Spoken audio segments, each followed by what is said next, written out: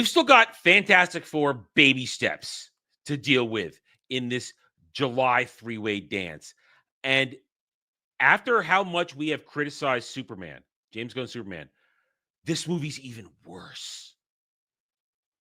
The marketing for this has been all over the place. The trailers are mid at best. They don't generate excitement. They haven't generated too much hate. One came out this week, and apparently it's very focused on Sue Storm. Are we shocked? No. Because I'm shocked. I'm so shocked. So shocked that I need to slap you to get the color back in your face, which will be tough because you're a ginger. But hey, I'm black now. That's what the internet's told me. But now we get this, and I mentioned this earlier. Vanessa Kirby, stupidly, has now weighed in on this. I can't believe she chose this. Sorry, I can't believe she chose this over Mission Impossible. She really? Yeah, the timing wise, she wasn't in the last movie at all. Well, barely in the previous one.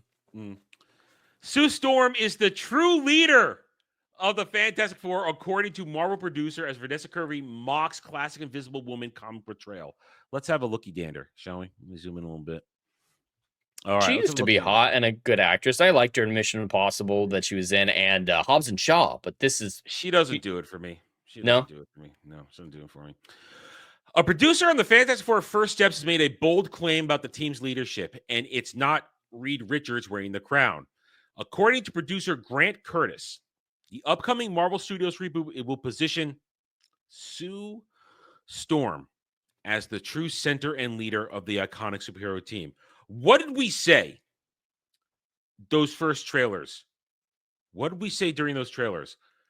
Every time there was a moment of rallying, of leadership, dialogue in those trailers, who was it being uttered by? Sue Storm. I think it finally makes sense why they cast Pedro Pascal. He actually gets off on being a beta male cuck, and that's what Reed Richards is. He's a fucking cuck in this movie. So yeah, I mean, well, sounds about right. If the rumors are true, no man wanted this role. No one man they went to wanted this role, and then they decided, hey, let's give it to our good old fashioned company man cuck. Pedro. He doesn't say no. He'll do anything because he's a whore. He'll say anything. He's a whore. He will stop people from raising their hands to Ava people because he's a retard. In a new interview with Collider, Curtis stressed Marvel's approach to the character this time around, suggesting dramatic shift from previous incantations. If you do go back through the comics, you realize that Sue Storm is arguably the leader of the Fantastic Four because without Sue Storm, everything falls apart, Curtis said. He further added that while the film's aesthetic may nod to past versions, the story and character focus are intended to reflect modern sensibilities. We had the desire to date aesthetically, but in terms of character and state treatment, we should be front and center. It's like, hey, let's tell the best story possible. Oh my goodness. How can you get this so wrong?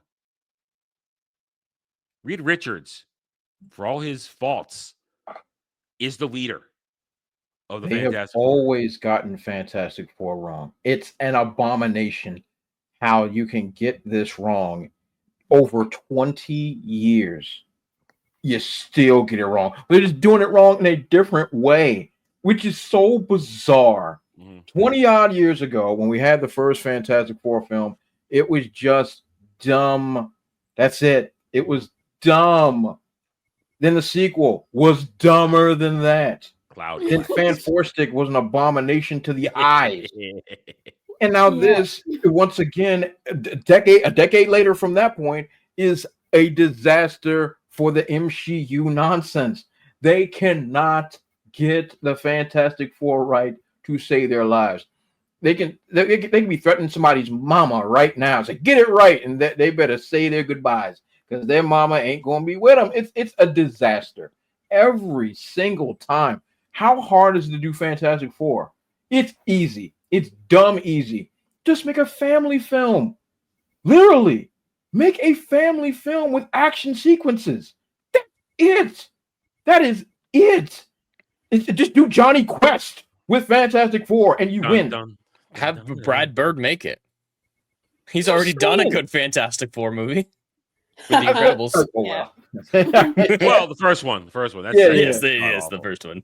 Yeah, and I'm just like, yo, you have too much riding on this film to not get it right, and they do everything in their power to screw it up. Like it's like messing up a peanut butter and jelly sandwich. It's like what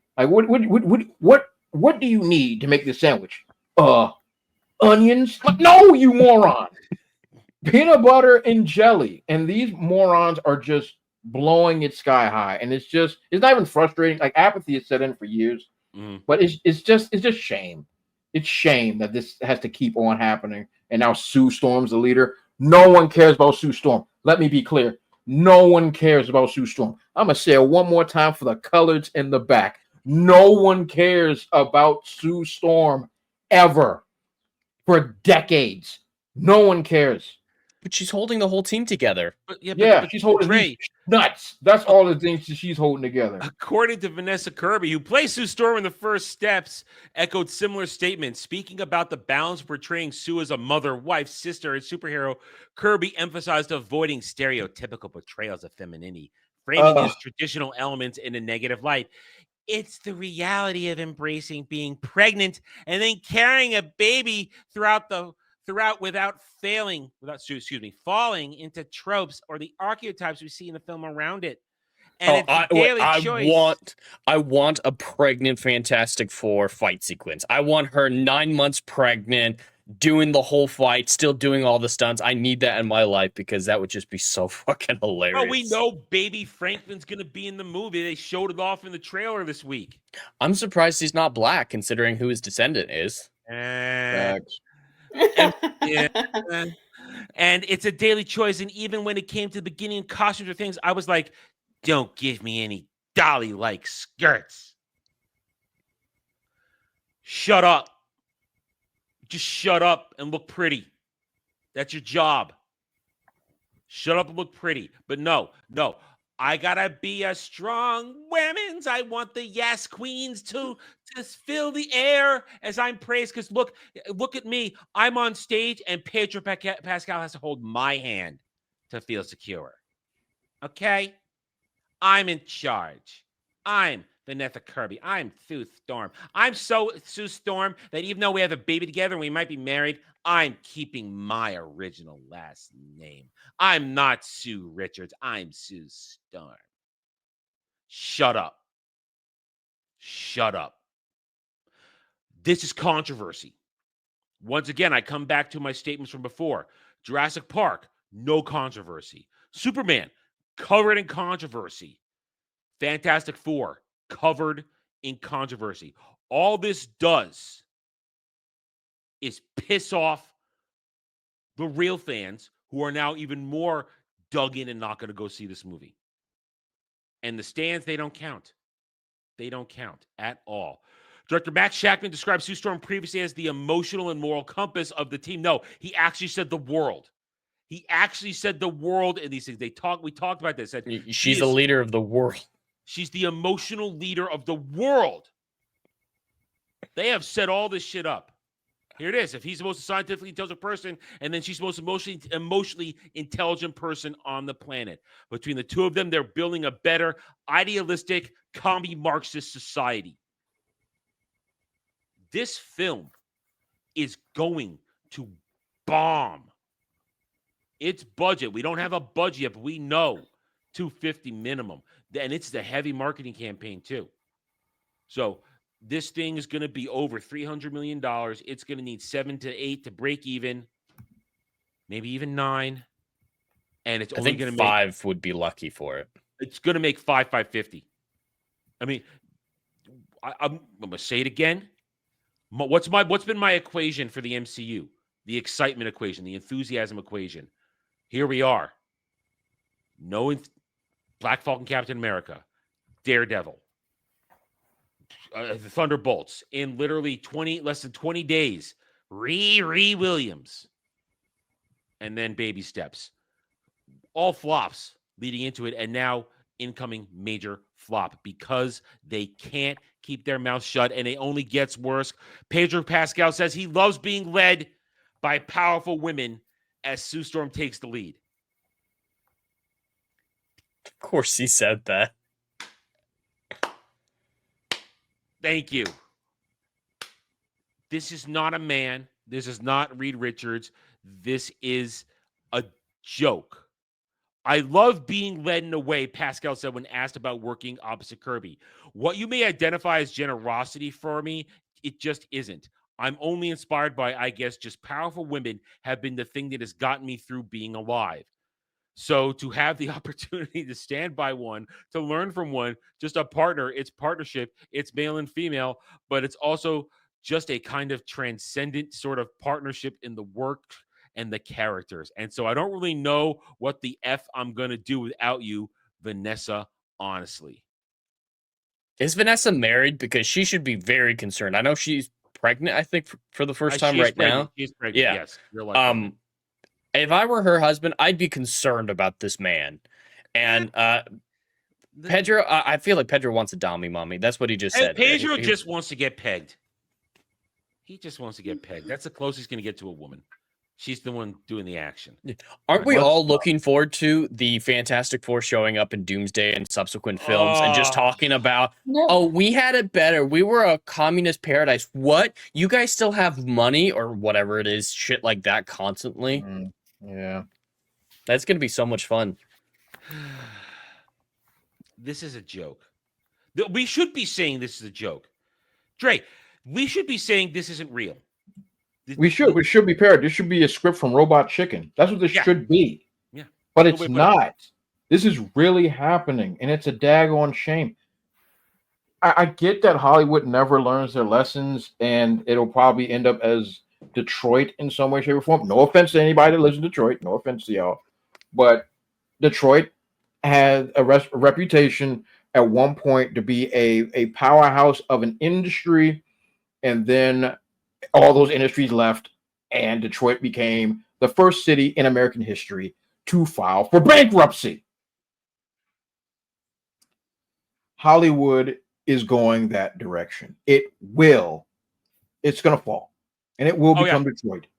And this is just the dominoes lining up because the money's not there, the creativity's not there, no talent is there. It's over. And this is just a symptom of a much bigger disease. And the only way to get rid of the cancer is to kill it. Mm-hmm. And it's time. It's time. And I'm glad I'm able to bear witness to the fall of Hollywood and the fall of films, because it's time for something new. Adam, everything must die for anything else to be saved. And this is it. I think 2025 is it. Because these are record flops in a row. Multiples.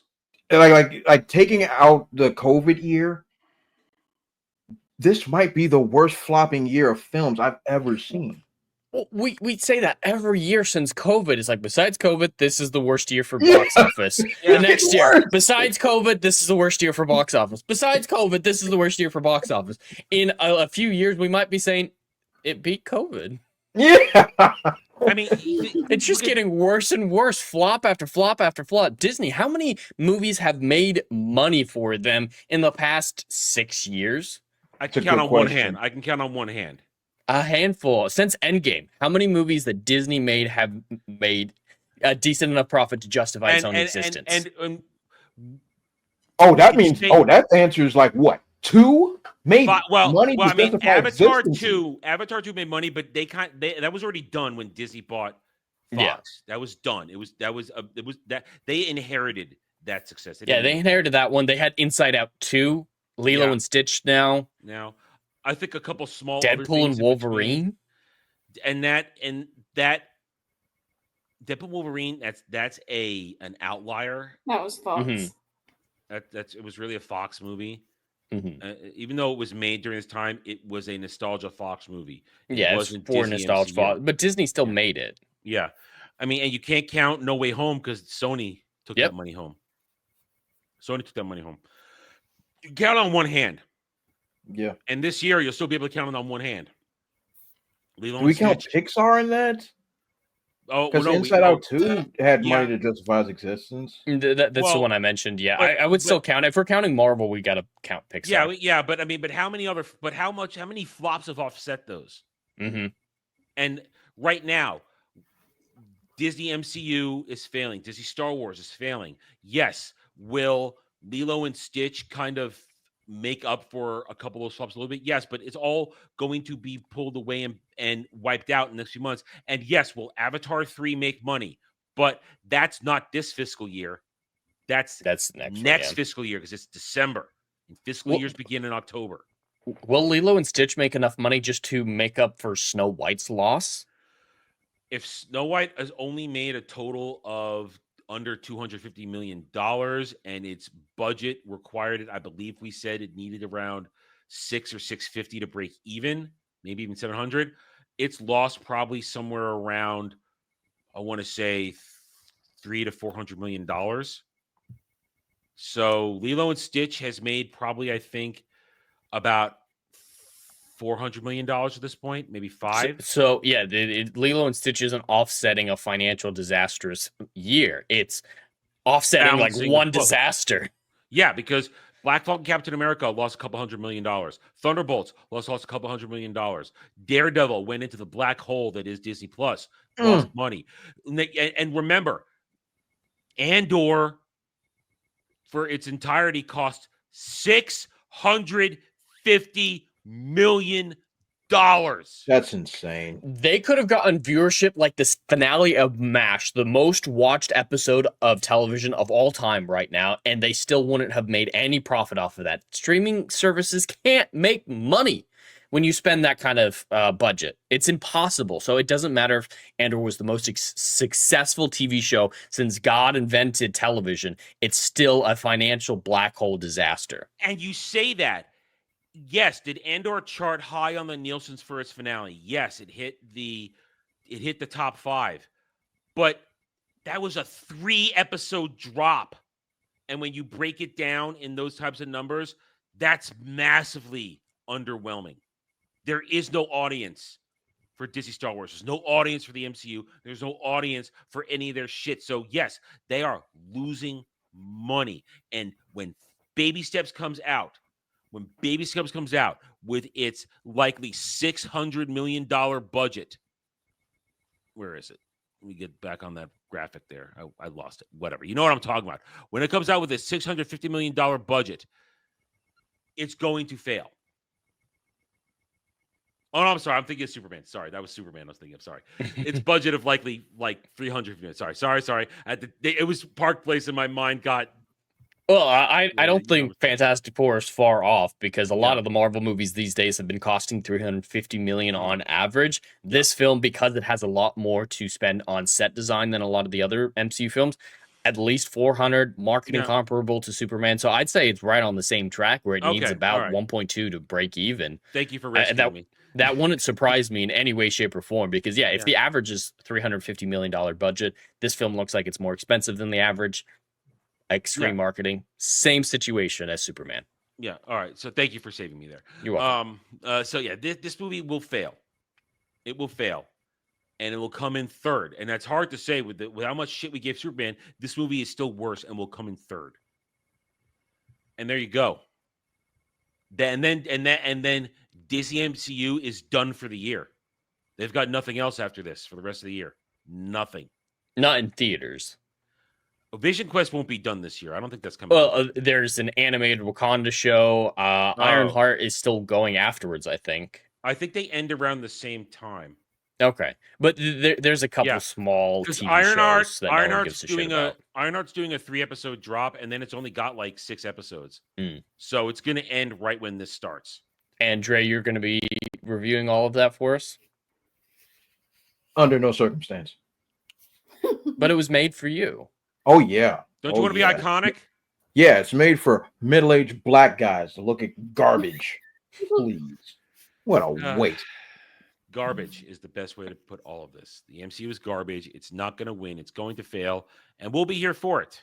Thanks for watching, everyone. If you enjoyed the video, hit that like button, subscribe to the channel, check out my gaming channel at Renaissance Nerd Arcade, and follow me on X Twitter under @TheRedNerd. Thanks again for watching. Take it easy.